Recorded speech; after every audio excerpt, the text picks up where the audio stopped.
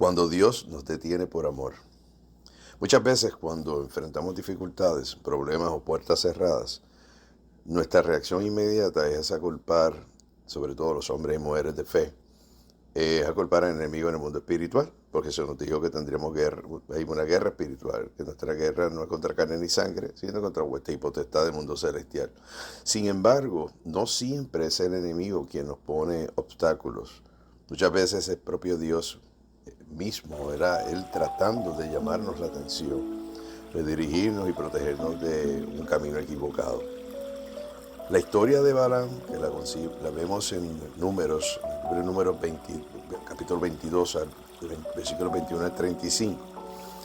Balaam y su asna es una evidencia clara, una muestra de que Balaam insistía en seguir su propio camino, como muchas veces nosotros hacemos, pero su asna, que se convierte de alguna manera es el medio de transportación, es el mecanismo por donde nosotros nos movemos. En este caso es un animal, el asna, que usaba Balaam para moverse, transportarse. Dice la escritura que el asna pudo ver al ángel del Señor bloqueando el camino y por tal razón se detenía. Balaam, sin discernimiento espiritual, lo que significa que no podía ver lo que estaba sucediendo y no podía entender las cosas, golpeó a su asna sin darse cuenta de que Dios estaba interviniendo para su bien. Esto es importante porque aunque es obviamente es un asunto sobrenatural, pero nosotros sabemos cómo opera el Señor, porque así mismo ha hecho con otros hombres que vemos en las Sagradas Escrituras. Y eso mismo ocurre con nosotros y no estamos atentos a por qué ciertas condiciones ocurren, por qué ciertas cosas pasan. Y no nos damos cuenta, como ya dije, corremos inmediatamente a culpar al enemigo en lo espiritual. Pero aquí hay unos puntos que quiero traerte a colación, quiero traerte a memoria, porque sé que has escuchado de esto. Y si no, y es la primera vez que escuchas de esto, que te invito a que reflexiones en ello. Lo primero es que Dios interviene cuando nos empeñamos en caminos incorrectos. Balaam estaba determinado a seguir su propio deseo, pero Dios usó la asna para detenerlo.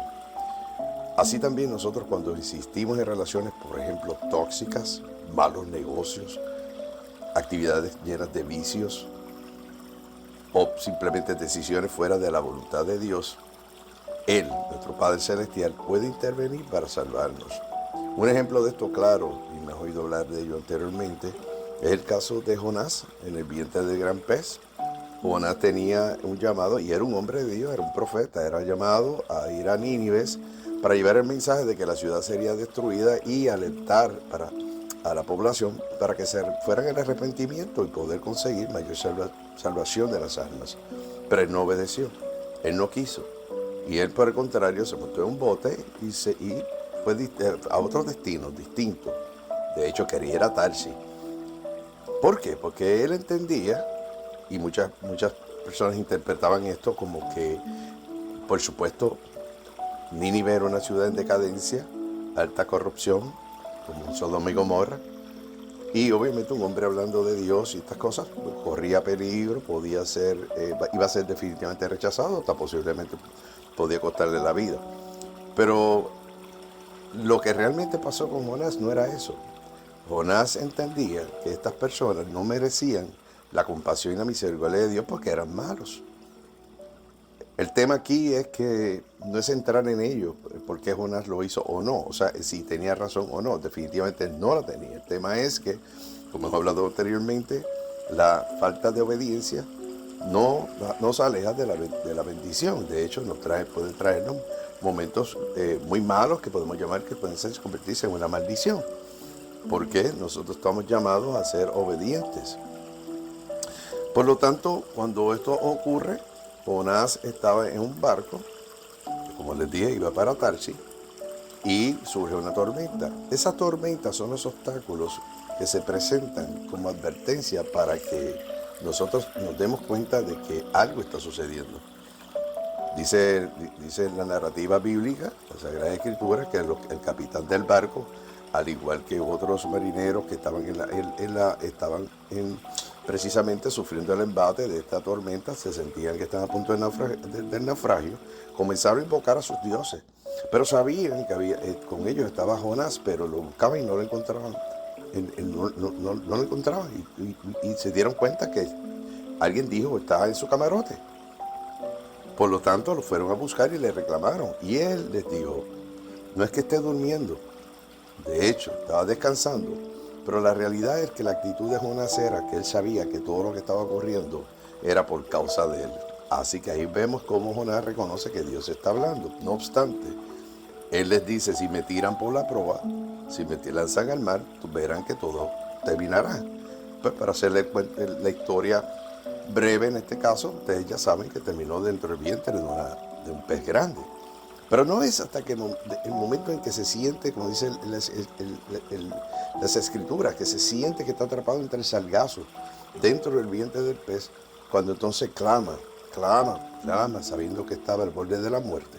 Clama, y uno pensaría, pero si él pidió que lo lanzaran al mar. Claro, en ese momento sabía que no merecía vivir, pero estaba todavía su corazón obstinado, cerrado a la posibilidad de un Dios que perdona. Y pidió entonces que lo tiraran al mar y tuvo, pues entonces el Señor utilizó la figura de un animal, en este caso un pez grande, como hizo con Balaam, con el asna. Entonces, cuando clama al Señor, le pide que le perdone, Jonás es lanzado a las costas de Nínive, donde el Señor quería que fuera, lo que significa. Aquí tienes un paralelismo, o sea, tenemos una vez más viendo a un Padre Celestial que tiene cuidado de nosotros, que es sabio, que es omnipresente, omnisciente y por lo tanto omnipotente, y que quiere lo mejor para nosotros, pero somos nosotros los que le damos la espalda. Así que entonces Jonás a la larga terminó donde el Señor quería. Sin embargo, le pudo haber sido mucho más fácil si hubiese sido obediente desde un principio. Aprendamos de esa lección. Pero en un segundo lugar, no todo obstáculo es le achacamos las cosas al diablo, le achacamos a Satanás. Por supuesto, porque sabemos que tenemos guerra, y la guerra no es contra carne ni sangre, así dice Pablo. No lo dice en Efesios, dice 15, sino que es una guerra espiritual en el mundo celestial contra principados y potestades. Eso está claro.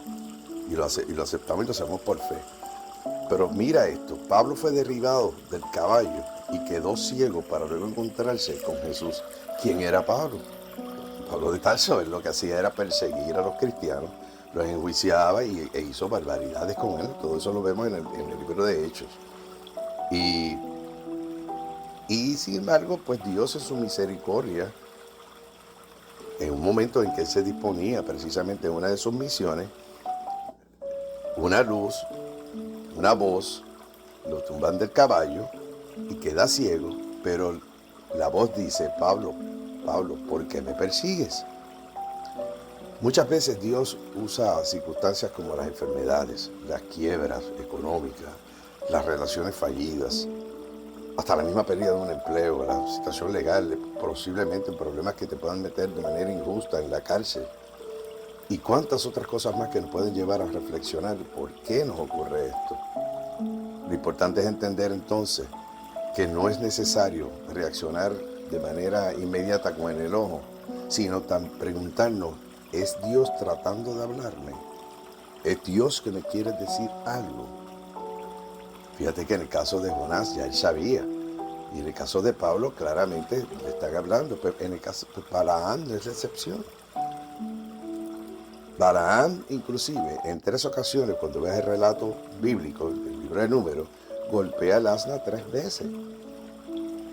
Y esto es para personas que tengamos la madurez suficiente para entender cómo opera el Señor, porque dice las Escrituras que el asno se detenía y Balaam, molesto, porque ya él era el medio de transportación de él, ya lo había utilizado anteriormente, en esta ocasión no le respondía y le golpeaba al asno. En otra ocasión, el asno lo que hizo fue que se desvió de la ruta que tenía que seguir y Balaam volvió a pegarle. En la tercera ocasión, el asno viene y lo pega prácticamente lo pilla la pierna de Balaam, así dice la Escritura, de tal manera de que ya su cuerpo se vio afectado y termina prácticamente debajo del asno. Y por supuesto vuelve y le pega al asno. Pero dice la escritura que ahí el asno. El asno le habló y le dijo, ¿por qué me pegas? Y comienza un diálogo con Balaam, quien todavía no había caído en cuenta de que estaba hablando con un animal. Mira cómo nosotros a veces nos convertimos y cómo forjamos nuestras decisiones y nos volvemos obstinados cuando alguien nos da un consejo, cuando sentimos una voz de que no debemos actuar de la manera que estamos actuando, que no tomemos decisiones sin antes contar con Él, que no tengamos esta relación, que dejemos malos hábitos, que no omitamos, que seamos obedientes. ¿Cuántas veces se nos dice? Pero muchas veces nos hacemos de oídos sordos, apartamos nuestra mirada y corremos inmediatamente a tomar nuestras decisiones, aún sabiendo que estas cosas no pueden suceder. Por eso es que es importante, cuando tengamos en este tipo de situación, preguntarte, ¿es Dios tratando de hablar? Por eso no golpees el medio de Dios que usa para hablarte, no golpees a este amigo, a esta amiga, y puedes golpear haciéndole daño con tus palabras, con tu tratamiento, con tu alejamiento, a los pastores, a los ministros, a las personas que te llevan un mensaje que muchas veces no te agrada, al que te da un consejo, una madre que le da consejo a ti, hijo que escucha, o hija, te da un consejo, escucha. A ti, esposo, que tu esposa te está dando un consejo de que esa amistad no te conviene, de que hay cosas que estás haciendo que no están bien. Igualmente, mujer, si tu esposo te está dando unos consejos, y si sabemos que un matrimonio es un cordón de tres dobleces y está Cristo por el medio, pues tenemos que buscar fortalecer esa relación, porque Dios utiliza a los animales para hablar, para comunicar, porque Él es el creador de todas las cosas.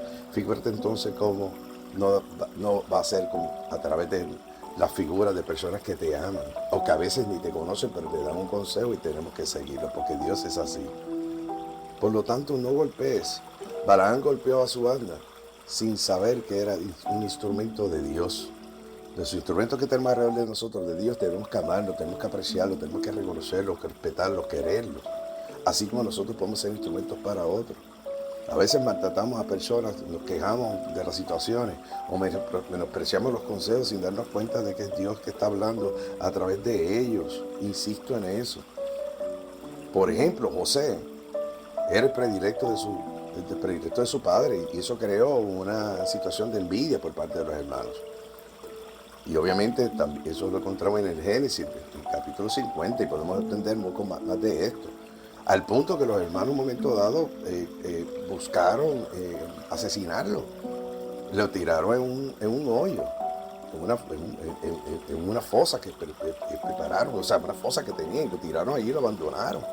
Pero luego uno de ellos, y eso es Dios, bueno, que a pesar de que fue parte de la confabulación para asesinarlo, uno de ellos dice que no, porque no lo matemos, vamos a hacer algo mejor, vamos a venderlo, salimos de él, pero así no tenemos este cargo. Y bueno, ahí es que venden a un grupo de mercaderes de esclavos que pasaban, y ahí que venden a José, y ahí que sabemos de toda esta historia, que luego termina en la cárcel cuando rechazó a la esposa de Potifar, que era quien le había dado alojamiento para quien trabajara su jefe. La rechazó porque ella quería fallarle a su esposo con él, y él se mantuvo fiel a Dios. Sin embargo, es posible que muchas veces pasemos por alto por qué José pasó por todo este proceso. Primero, porque era hombre también, era temeroso de Dios, pero no somos perfectos. Miren, no hay ninguno justo, dice la palabra. Y es posible que todo lo que ocurrió con sus hermanos y esta envidia que tenían y estos celos era provocado por la relación de los padres, pero también de un corazón de un muchacho no maduro, de un hombre no maduro en la figura de José, que le tomó tiempo madurar, utilizar los recursos, los dones que el Señor le dio, como la interpretación de sueños, que luego lo llevarían a convertirse en la figura de mayor poder luego del faraón en el reino de Egipto. Son unas cosas que a veces no lo podemos entender ni lo podemos figurar, pero es como, por ejemplo, en los momentos históricos más recientes, es como si viéramos al ejército alemán que invadió toda Europa, que hizo muchísimo daño, famoso del Holocausto y demás, que era obviamente abierto contra los judíos. Y es como si de momento tuviera que alrededor de su máximo líder, Hitler nombrara a un judío, un hebreo, para que fuera su mano derecha, el jefe de operaciones de todo. Porque es que así es nuestro Dios. Así, repito, es nuestro Dios. Pues eso fue lo que ocurrió con José. Y siendo un hebreo, pues yo ser la persona, la figura de mayor poder. Y eso permitió que luego sus hermanos, al igual que su familia, al igual que el pueblo de Egipto, pudiera superar unas situaciones de crisis que iban a tener y que se va a sufrir el pueblo de Egipto por falta de su desobediencia. Pero sus hermanos vieron ahí y él pudo sanar su corazón y perdonarlos. Y ya el resto de la historia la podemos conocer, la consiguen en Génesis con gusto, en un momento dado lo hablamos, pero el problema es, el asunto aquí es que reconozcamos que Dios tiene maneras de hablarnos y no siempre cuando hay un obstáculo es por causa del enemigo espiritual. Esa es la conclusión. Dios nos habla incluso a través de lo que no sucede. Muchas veces nos empeñamos en cosas. Queremos este carro, queremos aquella casa, queremos ciertas cosas materiales que Dios entiende no nos conviene y nos rechaza una relación. Y luego no entendemos por qué. No sucedió porque Él no quiso darte eso. Así que lo que no pasó, lo que no se dio, lo que nos fue negado, pudo haber sido Dios cuidándonos. Así que la lección para recordar es que, número 1, no juzgues rápidamente las circunstancias. A veces Dios está protegiéndote. Número 2, no te resientas con las personas que fueron instrumentos de Dios Padre para corregirte. Número 3, controla tus emociones. Nuestra lucha es espiritual, no contra personas. 4, suelta el resentimiento y deja de culpar a otros. 5, pide a Dios que abra tus ojos espirituales para entender su voluntad. 6, agradece a Dios tanto por lo que te ha dado como por lo que te ha retenido. Y 7, sé paciente y espera en el Señor porque su voluntad es perfecta. Al final te digo que este mensaje es para que reflexiones y te conteste esta pregunta. ¿Estamos interpretando correctamente lo que Dios nos quiere decir por las pruebas que estamos pasando? Te bendigo, a ti que escuchas este audio, te conozca a ti o no, si te está llegando es probable porque ya sí, el Señor lo ha puesto en mi corazón y lo comparto con personas de hombres y mujeres de fe que sé que tienen esa necesidad de palabra. Pero si te llegó y tú no me conoces, presta atención a esto porque es Dios hablándote, como así le habló a Jonás, como le habló a Pablo, como le habló a Balaam y tantos hombres y mujeres en las Escrituras. Como me habla a mí, como yo sé que te habla a ti. Y estas cosas te las dejo dichas en el nombre de Cristo Jesús y decimos amén, amén, amén. Bendito Dios.